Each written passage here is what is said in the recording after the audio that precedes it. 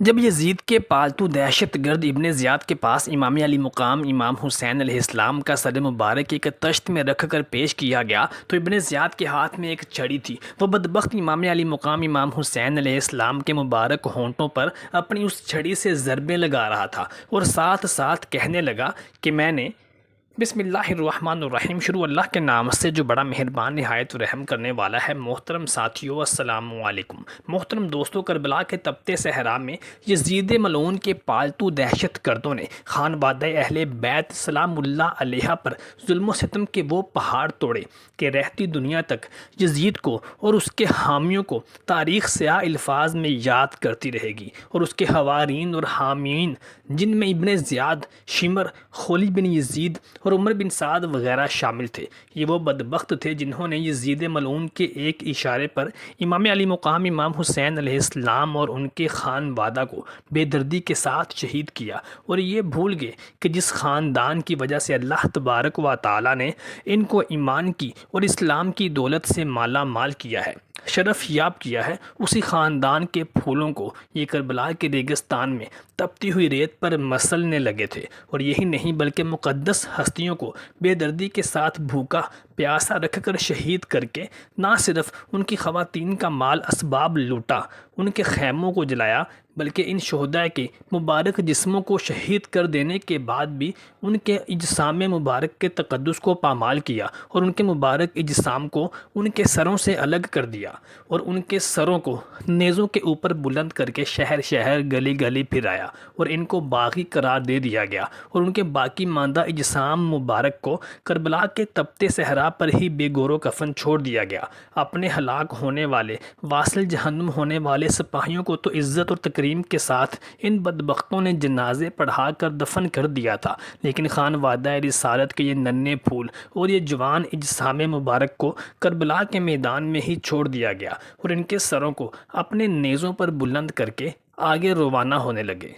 اور ان مقدس سروں کو بھی انہوں نے صرف اسی لیے نیزوں پہ بلند کر کے ابن زیاد کی طرف رخت سفر باندھا تاکہ ان کو ملعون اور بدبخت ابن زیاد کی طرف سے انعام و اکرام مل سکے۔ عمر بن سعد، جو کہ ایک مشہور صحابی رسول حضرت سعد بن ابی وقاص رضی اللہ تعالیٰ عنہ کا بیٹا تھا۔ حضرت سعد بن ابی وقاص عشرہ مبشرہ صحابہ کرام میں شمار ہوتے تھے، اور نبی کریم صلی اللہ علیہ وآلہ وسلم کے جانسار ساتھیوں میں ان کا شمار ہوتا تھا، اور یہ ان صحابہ کرام اجمعین میں بھی شمار ہوتے تھے جن سے نبی کریم صلی اللہ علیہ وآلہ وسلم اپنی وفات کے وقت تک راضی رہے تھے۔ حضرت ابو بکر صدیق رضی اللہ تعالیٰ عنہ، عمر فاروق رضی اللہ تعالیٰ عنہ اور عثمان غنی رضی اللہ تعالیٰ عنہ نے اپنے بعد جن 6 افراد کے نام خلفائے راشدین کے انتخاب کے لیے نامزد کیے تھے، ان میں سعد بن ابی وقاص رضی اللہ تعالیٰ عنہ کا نام بھی موجود تھا۔ یہ درویشانہ زندگی گزارنا پسند کرتے تھے، لیکن ان کا بیٹا عمر بن سعد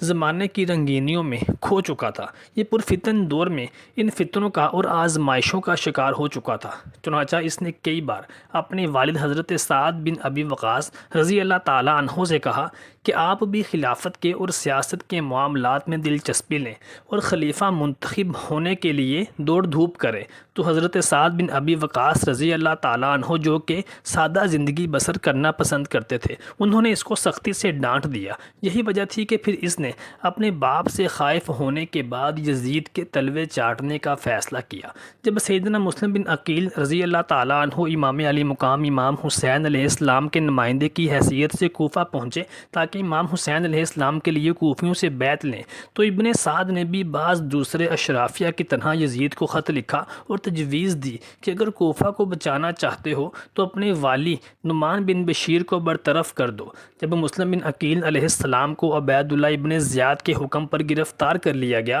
تو مسلم بن عقیل نے نہایت رازداری میں عمر بن سعد کو وصیت کی، لیکن عمر بن سعد نے ابن زیاد کو ان کی وصیت سے بھی آگاہ کر دیا اور مسلم بن عقیل رضی اللہ تعالیٰ عنہ کے ساتھ خیانت کی۔ تاریخ میں ابن سعد کی شہرت وجہ کربلا کے خونی واقعہ میں اس کی شرکت ہے۔ اس واقعہ نے عمر بن سعد کو تاریخ کے قابل نفرت چہروں میں سے ایک قرار دیا۔ ابن زیاد کی کوفہ آمد کے بعد عمر بن سعد کو رے اور دستبی کی حکومت سونپ دی گئی تھی اور اسے حکم دیا گیا تھا کہ دلمیوں کی شورش کو کچل دیا جائے۔ اس سے 4000 افراد کے لشکر کے ساتھ جو کہ کوفہ کے باہر خیمہ زن تھا، اس کو رے کی طرف عزیمت کے لیے حکم جاری ہو چکا تھا، لیکن کوفہ کی طرف سے امام علی مقام امام حسین علیہ السلام کی عزیمت کی خبر جب ابن زیاد کو ملی تو وہ مجبور ہوا کہ ابن سعد کو امام حسین علیہ السلام کا مقابلہ کرنے کے لیے کربلا روانہ کرے۔ ابن سعد نے ابتدا میں تو حکم ماننے سے انکار کیا، لیکن ابن زیاد نے پھر عمر بن سعد کو دھمکی دی کہ اگر امام حسین علیہ السلام کا مقابلہ نہ کیا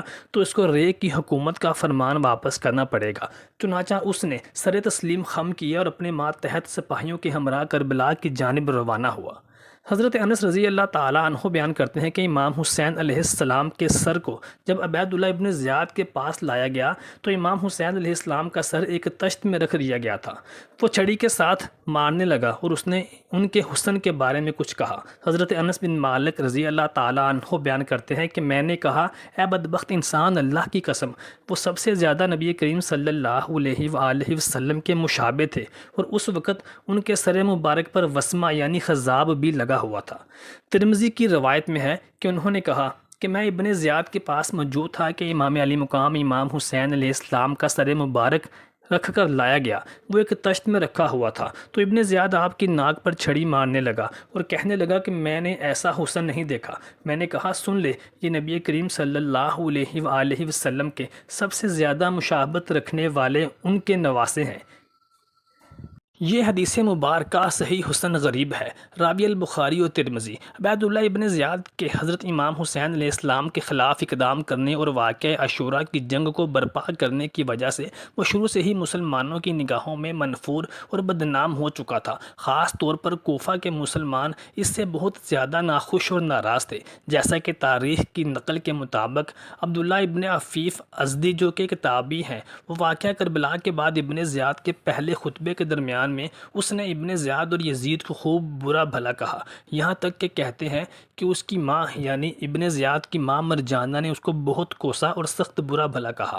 اہل تشیع کے نزدیک عبید اللہ ابن زیاد صدیوں سے ہی تاریخ اسلام کی منفور ترین شخصیات میں سے ایک سمجھا جاتا تھا۔ چند مشہور زیارت ناموں میں اس کا نام بھی ذکر ہوا ہے، جن میں اسے لعنت کا اور بدبختی کا حقدار ٹھہرایا گیا ہے۔ محترم ساتھیوں، اس بدبخت اور ملعون ابن زیاد کا انجام بھی نہایت عبرتناک ہوا۔ مختار سقفی نے جب کوفہ پر اپنا تسلط قائم کیا تو مختار سقفی نے قسم کھائی اور دعویٰ کیا کہ وہ کربلا کے واقعہ کے مجرمین کو گرفتار کرے گا اور ان کو قرار واقع سزائیں دے گا، اور جب اس نے یہ اعلان کیا تو اس وقت عبید اللہ ابن زیاد کا ایک رشتہ دار بھی مختار سقفی کے پاس موجود تھا۔ اس نے اپنے ایک آدمی کو عبید اللہ ابن زیاد کے پاس بھیجا اور کہا کہ تم اپنی خیر مناؤ، مختار سقفی نے یہ اعلان کیا ہے کہ وہ مجرمین کربلا کو گرفتار کر کے سزائیں دے گا۔ یہ سن کر عبید اللہ ابن زیاد نے اپنے ایک بیٹے کو مختار سقفی کے پاس بھیجا اور اپنی جان بخشی کی اپیل کی۔ جب وہ مختار سقفی کے پاس عبید اللہ ابن زیاد کا وہ بیٹا پہنچا تو ادھر دوسری جانب مختار سقفی کے آدمی عبید اللہ ابن زیاد کو گرفتار کرنے اس کے گھر پہنچ چکے تھے۔ چنانچہ مختار سقفی نے عبید اللہ ابن زیاد کے بیٹے کو اپنے پاس بٹھا لیا، اور جب عبید اللہ ابن زیاد کو گرفتار کر کے مختار سقفی کے پاس لایا گیا تو مختار سقفی نے حکم دیا کہ عبید اللہ ابن زیاد کے بیٹے کا سر بھی اس کے سامنے قلم کیا جائے، جیسے اس نے امام علی مقام امام حسین علیہ السلام کے سامنے ان کے جوان بیٹے علی اکبر اور عباس علمدار کو بے دردی سے شہید کیا تھا۔ چنانچہ ایسا ہی کیا گیا اور اس کے بعد ابن زیاد کا سر بھی قلم کر دیا گیا۔ اللہ تعالیٰ سے دعا ہے کہ وہ ہمیں اہل بیت کا پکا اور سچا محب بنا دے اور نبی صلی اللہ علیہ وآلہ وسلم کی شفاعت نصیب فرمائے۔